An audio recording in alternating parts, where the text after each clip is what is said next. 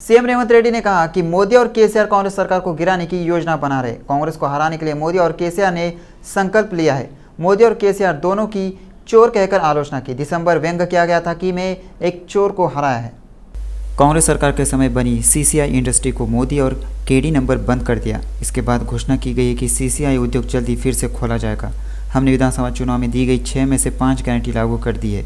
हम 500 रुपये में गैस सिलेंडर दे रहे हैं। हम गरीबों को मुफ्त बिजली दे रहे हैं। कांग्रेस सरकार गरीबों के घरों में रोशनी कर रही है और केसीआर इन रोशनी को बंद करना चाहते और कांग्रेस सरकार को उखाड़ फेंकना चाहते। उन्होंने इन दोनों पार्टियों से अगले चुनाव में सबक सिखाने को लोगों से रेवंत रेड्डी ने आह्वान किया। राउज एवेन्यू कोर्ट ने बीआरएस एमएलसी कविता की ओर से सीबीआई गिरफ्तारी के खिलाफ दायर जमानत याचिका पर फैसला 2 मई तक के लिए टाल दिया है। उनकी गिरफ्तारी के दौरान ईडी द्वारा दायर जमानत याचिका पर सुनवाई हो गई। सीबीआई मामले में कोर्ट ने अपना फैसला सुरक्षित रख लिया है। इस मामले में किस तरह का फैसला सुनाएगी, इस पर सस्पेंस बना हुआ है। कविता को दिल्ली शराब घोटाला मामले में ईडी ने 15 मार्च को गिरफ्तार किया था, जबकि सीबीआई ने उन्हें 11 अप्रैल को गिरफ्तार किया था। इसके साथ ही उन्होंने 2 जमानत याचिकाएं दायर की। फिलहाल वह 14 दिन की न्यायिक हिरासत में तिहाड़ जेल में बंद है। कांग्रेस के वरिष्ठ नेता जग्गा रेड्डी ने कहा कि जब नेहरू प्रधानमंत्री थे तब श्री राम का राज शुरू हुआ था।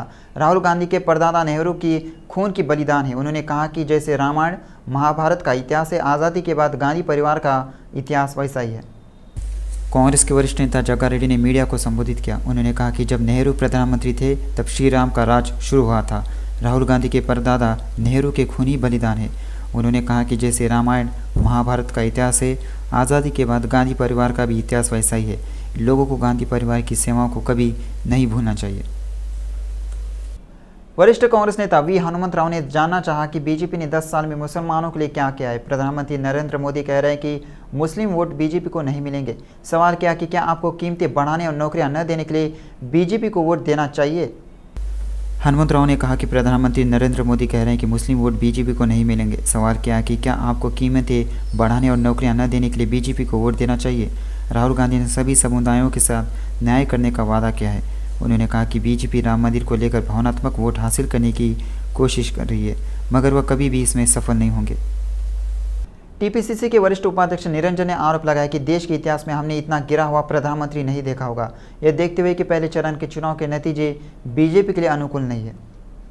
निरंजन ने कहा कि पहले चरण के चुनाव के नतीजे बीजेपी के लिए अनुकूल नहीं है। यह देख प्रधानमंत्री मोदी कांग्रेस की आलोचना कर रहे हैं। उन्होंने सवाल किया कि क्या देश की संपत्ति और महिलाओं के पास मौजूद सोने को बढ़ाने के लिए कोई जगह है, जैसा कि कांग्रेस के घोषणा पत्र में मोदी ने आरोप लगाया है। मोदी कांग्रेस के घोषणा पत्र को लेकर लोगों को गुमराह करने की कोशिश कर रहे हैं।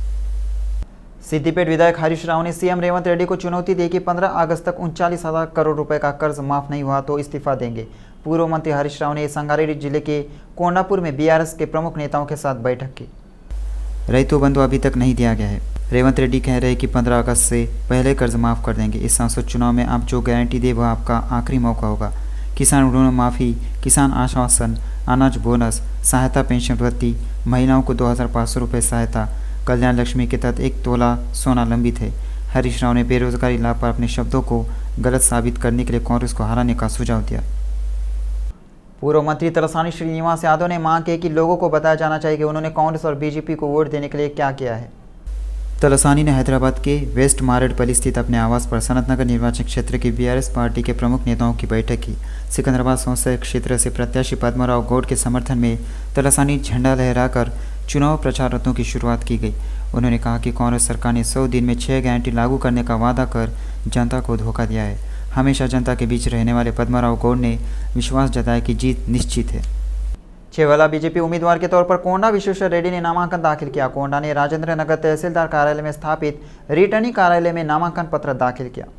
विश्वेश्वर रेड्डी ने केंद्रीय मंत्री पीयूष गोयल और राज्यसभा सदस्य लक्ष्मण की मौजूदगी में अपना नामांकन पत्र आरओ अधिकारियों को सौंपा। कार्यक्रम में भाजपा प्रदेश कार्य समिति के सदस्य बुक्का वेणुगोपाल ने भाग लिया और कोंडा विश्वेश्वर रेड्डी को शॉल ओढ़ाकर सम्मानित किया।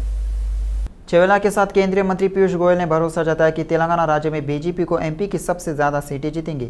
एमपी चुनाव के लिए भारतीय जनता पार्टी यानी बीजेपी के एमपी उम्मीदवार कोंडा विश्वेश्वर रेड्डी ने राजेंद्र नगर एमएमआरओ कार्यालय में रिटर्निंग ऑफिसर रंगारेड्डी जिला कलेक्टर शशांक को अपना नामांकन पत्र सौंपा। इससे पहले बंडलागुड़ा आरा मैसम्मा मंदिर में एक विशेष पूजा कार्यक्रम का आयोजन किया गया। कोंडा विश्वेश्वर रेड्डी ने किस्मतपुर, बुडवेल बाबू जगजीवन राम प्रतिमा, राजेंद्र नगर अंबेडकर प्रतिमा तक प्रशंसकों के साथ एक विशाल रैली का आयोजन किया।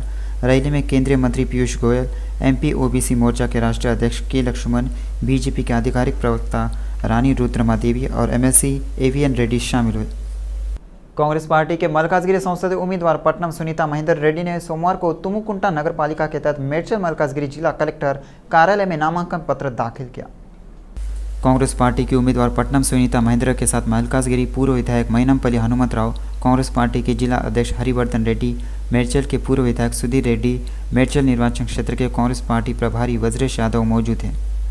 हैदराबाद से बीजेपी सांसद उम्मीदवार माधवी लता के खिलाफ मामला दर्ज किया गया है। शेख इमरान नाम के एक व्यक्ति ने बेगम बाजार थाने में शिकायत की कि माधवी लता अभियान के दौरान मुसलमानों के खिलाफ अपमानजनक टिप्पणियां क्या की है। शिकायत में कहा गया है कि चुनाव में फ़ायदा पाने के मकसद से कैंपेन में मुस्लिमों की भावनाओं को ठेस पहुंचाने वाली टिप्पणियां की जा रही है। इस बीच माधवी लता ने चेतावनी दी कि ओबीसी बंधु अब पुराने शहर में अवैध खेल नहीं चलने देंगे। उन्होंने आलोचना की कि ओबीसी ने अल्पसंख्यकों के साथ न्याय नहीं किया और उन्हें केवल वोट बैंक के रूप में इस्तेमाल कर रहे हैं। उन्होंने भरोसा जताया कि इस बार बीजेपी हैदराबाद के किले पर कब्जा करेगी। हयातनगर डिवीजन के नगर सेवक कल्लम नवजीवन रेड्डी ने कॉलोनी के निवासियों की शिकायत के अनुसार डिवीजन के कमला नगर में सफाई कर्मचारियों के कार्य का निरीक्षण किया। इस मौके पर कॉलोनी निवासियों ने बताया कि सफाई कर्मचारी अपने कर्तव्यों का पालन नहीं कर रहे हैं और कॉलोनी में कूड़ा कचरा नहीं उठाने से समस्या उत्पन्न हो रही है।